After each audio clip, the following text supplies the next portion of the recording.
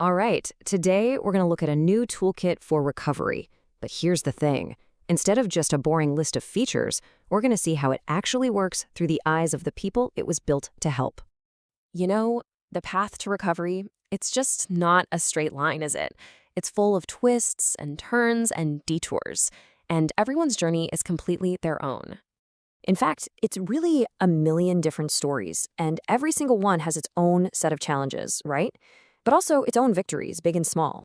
So today, we're going to follow 4 of those stories. We'll meet 4 very different people, all at different points in the recovery, and see how one single, really flexible toolkit can support all of them. Okay, so let's meet the crew, shall we? These folks are going to be our guides for today. First up, we're diving into the early days, the start, and sometimes the restart. This part of the journey can be, well, it's often the most intense, the most challenging part. This is David. He's on day 1 again. And that's tough. After 2 whole years sober, he relapsed, and it cost him pretty much everything. So we're calling him our fresh starter. You see, for David, the biggest battle right now, it's not even about the substance. It's that crushing weight of shame, the guilt. I mean, just the thought of walking back into a meeting feels impossible. So, you might be thinking, how on earth can an app help with something as big as shame? Well, it's all about creating a truly safe space. The app has this feature called the Recovery Vault, and it uses some pretty serious encryption that locks all his data right there on his own device. That means nobody else can see it, not even the people who made the app. It's a completely private digital space where you can start over without any fear of judgment. Okay, now let's flip the coin and look at a totally different side of early recovery. Meet Ned. He's 90 days in, and his experience is the polar opposite of David's. He's riding high on what they call the pink cloud, that incredible wave of excitement and confidence you can get right after getting sober. The thing with Ned is his challenge is all this chaotic, unfocused energy. He's impatient, right? He wants to fix his entire life like yesterday. And the real danger here is that he's at a super high risk of crashing, and crashing hard when that pink cloud feeling starts to fade. And it always does. So for Ned, the toolkit gives him something he desperately needs: structure. There's this quest stream that helps him take all that energy and channel it into small, doable goals each day. And get this, there's even a smart reset feature that just moves any overdue tasks to the next day. This is huge because it helps stop that shame spiral that can lead straight to burnout. So just look at that. You've got 2 people, both in early recovery. David needs a safe place to heal from this overwhelming shame. Ned needs guardrails to handle all his manic energy.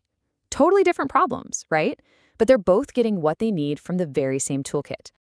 All right, let's shift gears a bit. What happens after that initial crisis is over?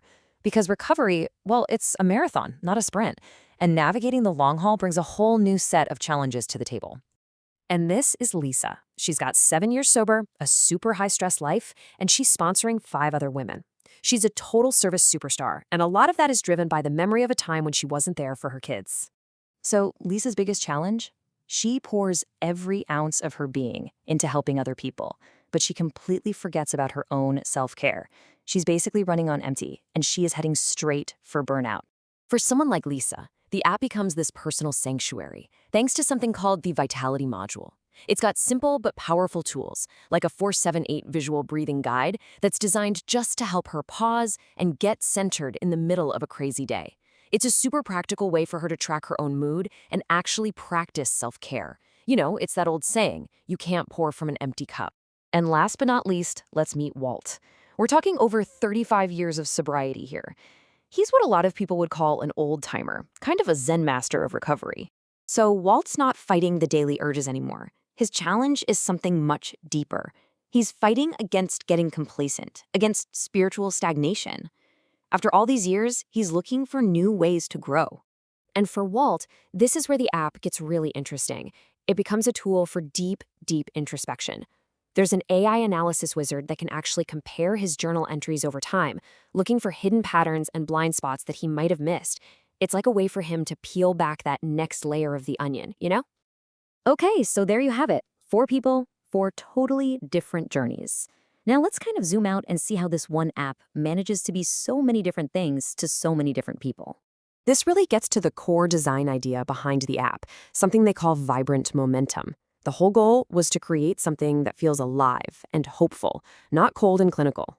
So each section has its own unique vibe. Like the dashboard has this hopeful blue, and the vitality section has this warm amber color.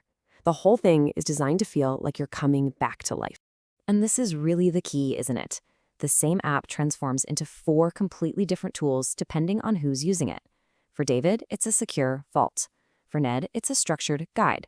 For Lisa, it's a quiet sanctuary. And for Walt, it's a compass to find his way to deeper growth. And that really sums up the whole philosophy here. Recovery isn't about forcing everyone to follow the exact same map. It's about having the right tools for you right now, meeting you exactly where you are on your own unique journey. So that brings us to a final question. For you, when you think about your own path, or maybe the path of someone you love, who do you see? Are you a David, a Ned, a Lisa, or a Walt?